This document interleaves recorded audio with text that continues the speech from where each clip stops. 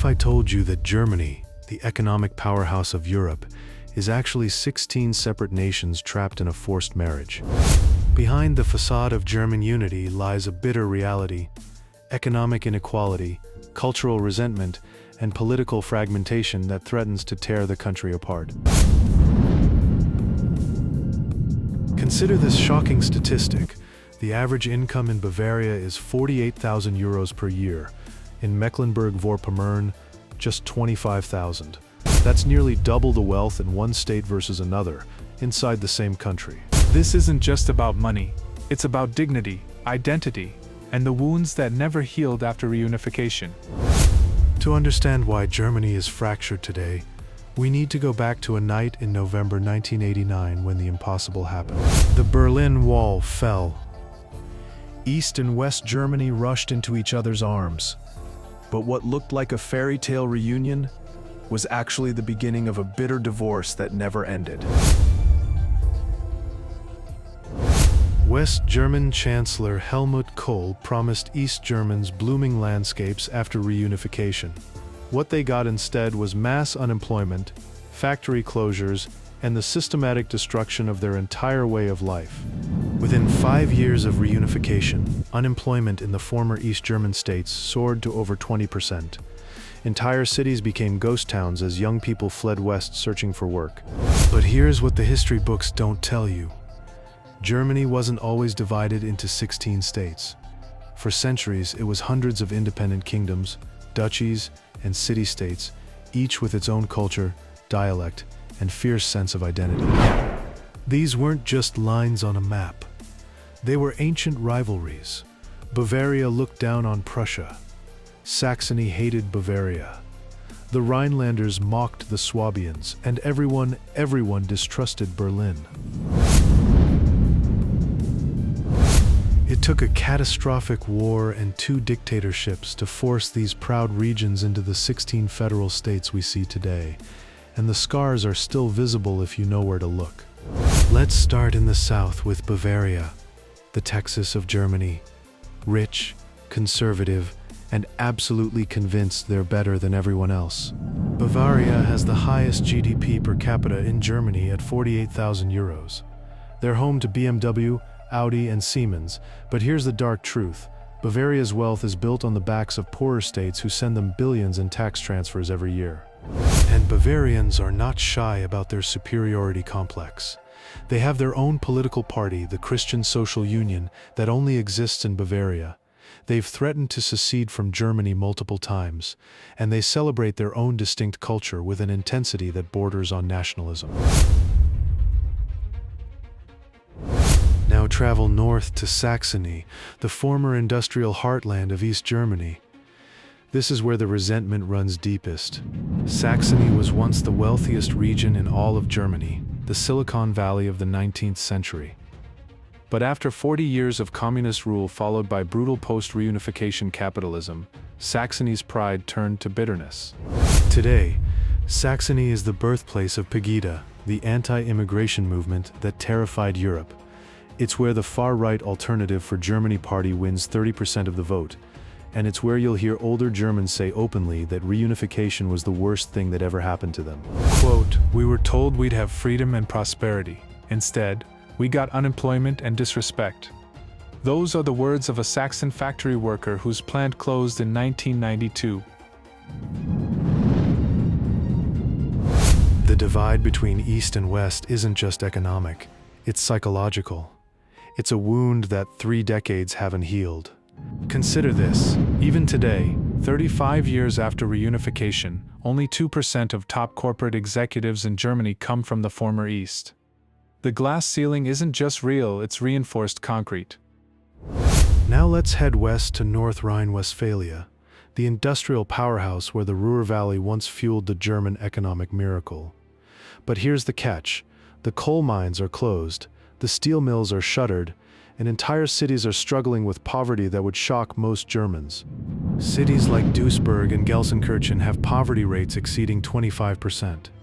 These are places where the German dream died with the last coal mine, and nobody seems to care because they're in the West, so they're supposed to be fine. Then there's Hamburg, the elegant port city that's always seen itself as separate from the rest of Germany. Hamburg is technically a city-state, one of only 3 in the country, and its residents will remind you of this constantly. Hamburg's identity is built on maritime trade and a fierce independence that dates back to the Hanseatic League. They see themselves as cosmopolitan Europeans first, Germans second if at all. And with good reason. Hamburg's per capita income is 42,000 euros, putting them firmly in the top tier. But Hamburg's pride comes with a cost. The city's embrace of globalization and immigration has made it a lightning rod for nationalist resentment. In AfD propaganda, Hamburg represents everything wrong with modern Germany: too liberal, too foreign, too elitist. This brings us to the heart of Germany's current crisis, the economic and cultural chasm between the winners and losers of reunification. Let me show you the numbers that politicians don't want you to see. Average monthly income in Bavaria, 3,600 euros. In Mecklenburg-Vorpommern, 2,400 euros. That's a 33% difference, and it's been growing, not shrinking, since reunification. Unemployment tells an even starker story. While Bavaria enjoys a 3.2% unemployment rate, essentially full employment, states like Bremen and Berlin struggle with rates double or triple that figure. But it's not just economics, it's infrastructure, education, opportunity.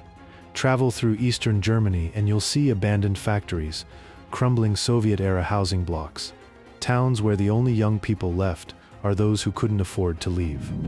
This is where the AfD found fertile ground. In Saxony and Thuringia, they've become the largest party in some districts, not because everyone suddenly became a far-right extremist, but because voters feel abandoned by the mainstream parties that promised them prosperity and delivered decline. In the 2021 federal election, AfD won over 20% of the vote in 5 eastern states. In Saxony, they captured 24.6%. These aren't protest votes anymore. They're a fundamental rejection of the current system. The North-South divide predates reunification by centuries. Northern states Lower Saxony, Schleswig-Holstein, Mecklenburg-Vorpommern have historically been Protestant, egalitarian, and less hierarchical. They value community and collective decision-making. The South, Bavaria, Baden-Württemberg, Catholic, hierarchical, conservative. They value tradition, authority, and individual achievement. These aren't just cultural quirks, they shape everything from business practices to political attitudes to social policies. Take beer, for example. In Bavaria, beer purity laws dating to 1516 still govern brewing. In Hamburg, craft brewers experiment freely. It's a microcosm of the broader cultural tension: tradition versus innovation, purity versus experimentation, preservation versus progress. These divides, east-west, north-south, rich-poor, compound each other. A struggling town in eastern Mecklenburg-Vorpommern faces triple disadvantages: post-communist economic collapse, northern remoteness from economic centers, and distance from the southern prosperity machine. And then there's Berlin, which somehow manages to embody all of Germany's contradictions simultaneously. It's the capital, yet one of the poorest states. It's cosmopolitan, yet deeply segregated. It's the symbol of reunification, yet internally divided between East and West districts that might as well be different cities. Berlin is broke, arm aber sexy, as they say, poor but sexy. The city runs massive deficits and depends on federal subsidies to function. Its per capita income is just 31,000 euros, below the national average and far below Munich or Stuttgart. This creates resentment on both sides. Wealthy states like Bavaria see Berlin as a bottomless money pit, a dysfunctional capital that can't manage its own affairs. Berliners see Bavaria as sanctimonious penny pinchers who forget that federal money rebuilt Munich after the war. Here's what makes Germany's situation particularly volatile. Unlike other federal systems, German states have very little fiscal autonomy. They can't set their own tax rates or run significant deficits. Almost everything flows through Berlin. This creates a system where wealthy states are forced to subsidize poor states through a complex formula called the Länderfinanzausgleich, the State Financial Equalization Scheme. In 2023, Bavaria paid in nearly 9 billion euros while Berlin received over 4 billion. Bavarian politicians have openly questioned whether this system is sustainable. Markus Söder, Bavaria's minister-president, has called for reform, a polite way of saying we're tired of paying for everyone else. And he's not alone. The rhetoric is getting sharper every year. Meanwhile, in eastern states, politicians argue that Bavaria built its wealth on Marshall Plan money after World War II, federal investment that Eastern Germany never received during 40 years of communist rule. They see the transfers as payback, not charity. Both sides have a point, and that's the problem. There's no obvious solution that doesn't leave someone feeling cheated. Cut the transfers, and eastern states face economic collapse. Maintain them, and Western resentment grows. It's a lose-lose scenario. The migration crisis of 2015 exposed another fault line. States disagree fundamentally about who Germany should be. Bavaria and Saxony pushed for strict border controls and limits on asylum. Berlin and Hamburg advocated for open acceptance of refugees. But here's the kicker. Federal law meant that border states couldn't actually control their borders. That power rests with Berlin. So Bavaria threatened to bus refugees directly to Berlin and other states, creating a constitutional crisis that's still simmering today. Since 2015, over 2 million refugees have arrived in Germany. Their distribution across states has been anything but equal and anything but voluntary. States negotiate, plead, and threaten over every redistribution proposal. Energy policy is another battleground.